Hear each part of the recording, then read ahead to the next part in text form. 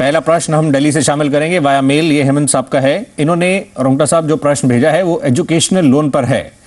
ये इन्होंने बताया अपने मेल में कि ये हायर स्टडीज़ के लिए अब्रॉड जाना चाह रहे हैं। बाकी और डिटेल्स तो नहीं भेजी हैं, लेकिन ये जानना चाहते हैं कि कैसे जब आगे बढ़ें तो कैसे इसको लेकर मूव कर सकते हैं।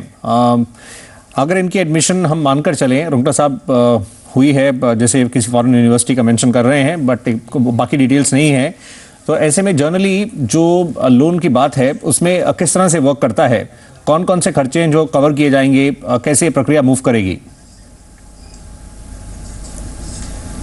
तो जहाँ तक कौन कौन से खर्चे हैं वो कवर किए जाएंगे, मेरे ख्याल से ऑब्वियसली जो ट्यूशन फीस है वो कवर होगी। जो वहाँ पे रहने के अगर खर्चे लगते हैं उसका एस्टीमेट अगर यूनिवर्सिटी से मिलता है, नॉर्मली उनकी साइट्स पे होते हैं, तो वो भी कवर होगा।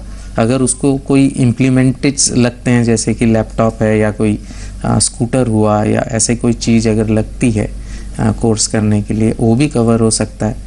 आने जाने का जो खर्चा है, इंश्योरेंस का खर्चा, ये सारी चीज़ें कोर्स में कवर होती हैं। उसमें आपको मार्जिन ऑब्वियसली देना होगा। और नॉर्मली जो IBA की स्कीम है, इंडियन बैंक एसोसिएशन की जो स्कीम है, उसके तहत विदेश में पढ़ाई के लिए मैक्सिमम 20 लाख का लोन है। लेकिन कई बैंकें उससे ज़्यादा भी देती हैं। स्टेट बैंक जैसे 30 लाख तक भी देता है। और आपको मार्जिन देना होता है। मार्जिन 5% से 10% तक का मार्जिन होता है।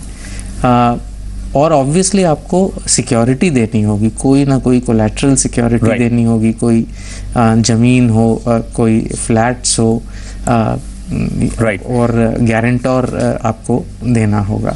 अच्छा रोंगटा साहब, जिस तरह से अभी आजकल रुपये में काफ़ी डिप्रिसिएशन हुई है और ऐसे में ये जहाँ तक स्टडीज़ की बात है उस पर भी उसका इम्पैक्ट हुआ है, और साथ साथ हम यहाँ पे जॉब प्रोस्पेक्ट्स भी देखें, इकोनॉमी भी एक मुश्किल दौर से गुजर रही है और इस सेगमेंट में काफ़ी प्रेशर्स भी हैं। एजुकेशन लोन के रीपेमेंट पर भी हम देख रहे हैं इम्पैक्ट देखा जा रहा है पिछले कुछ महीनों में। ऐसे में लेंडर्स क्या इस तरह की जो एप्लीकेशंस आएंगी, स्पेशली जो अब्रॉड जो फर्दर स्टडीज़ की बात कर रहे हैं, उनको बहुत ज़्यादा केयरफुली इस समय देखेंगे जो इस समय माहौल है?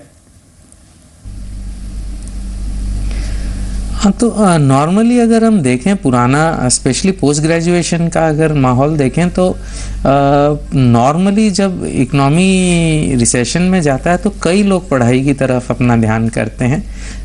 लॉजिक ये होता है कि उस समय अपनी स्किल्स अपग्रेड कर लें और बाय द टाइम उनका कोर्स ख़त्म होगा तब तक hopefully economy back on the rails हो जाएगी। तो ये एक रिस्क तो है।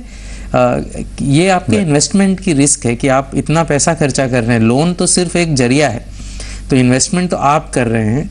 तो अगर इकोनॉमी फिर भी डिफ़िकल्टी में रही और आपको नौकरी नहीं मिली तो लोन चुकाने में आपको दिक्कत आएगी। ये आपको सोचना चाहिए ये करने से पहले, लेकिन ये यूजुअल है, बहुत से लोग ऐसा करते हैं। जी रोंगटा साहब, आइए अगला प्रश्न लेते हैं।